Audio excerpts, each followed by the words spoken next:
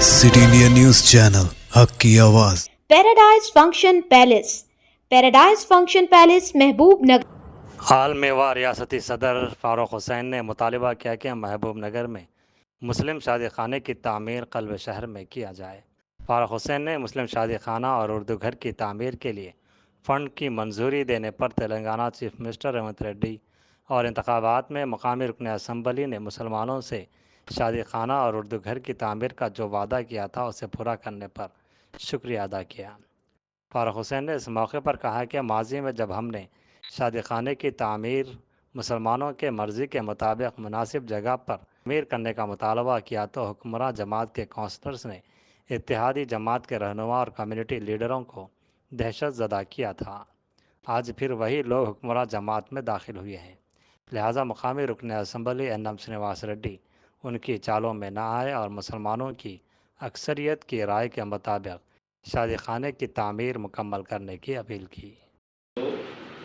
నివసిస్తున్నటువంటి ముస్లింల చిరకాల వాంఛ నగర నడిబొడ్డులో షాదీఖానా కమ్ కన్వెన్షన్ హాల్ ఒకటి, అదేవిధంగా ఉర్దూ ఘర్ నిర్మాణం కోసము ఈ జిల్లా కేంద్రంలో ఉన్నటువంటి ముస్లింలు గత 25 సంవత్సరాలుగా అనేక పర్యాయాలు అధికారంలో ఉన్నటువంటి ప్రతి ప్రభుత్వానికి ప్రజా ప్రతినిధులకు అనేక మార్లు విజ్ఞప్తులు చేయడం జరిగింది. అదృష్టవశాత్తు ఉమ్మడి మహబూబ్నగర్ జిల్లాకు చెందినటువంటి మహబూబ్నగర్ ముద్దుబిడ్డ యనుమల రేవంత్ రెడ్డి గారు మహబూబ్నగర్ జిల్లా కేంద్ర ముస్లింల యొక్క మనోభిప్రాయాలకు అనుగుణంగా శాసనసభ్యులు ఎన్.ఎం. శ్రీనివాస్ రెడ్డి గారి యొక్క ప్రతిపాదన మేరకు మహబూబ్నగర్ జిల్లా కేంద్రంలో 25 కోట్లతో అద్భుతమైనటువంటి షాదీఖానా కమ్ కన్వెన్షన్ హాల్ ఒకటి, అదేవిధంగా 15 కోట్ల రూపాయలతో ఉర్దూ ఘర్ నిర్మాణం కోసము పాలనపరమైన అనుమతులు ఇవ్వడం పట్ల తెలంగాణ ఆర్మేవా హర్షం వ్యక్తం చేస్తుంది. ప్రధానంగా గత ప్రభుత్వంలో మంజూరైనటువంటి షాదీఖానాను ఊరి పొలిమేరలో నిర్మాణం కోసం అప్పటి అధికార పార్టీ నాయకులు, వారి మిత్రపక్షాల పార్టీ నాయకులు పూర్తి ప్రయత్నాలు చేస్తే తెలంగాణ ఆల్మీయోగా జిల్లా కేంద్రంలో ఉన్నటువంటి అనేక సంఘాలతో కలిసి నగర నడిబొడ్డు నిర్మాణం చేయాలని పోరాటం చేయడం జరిగింది.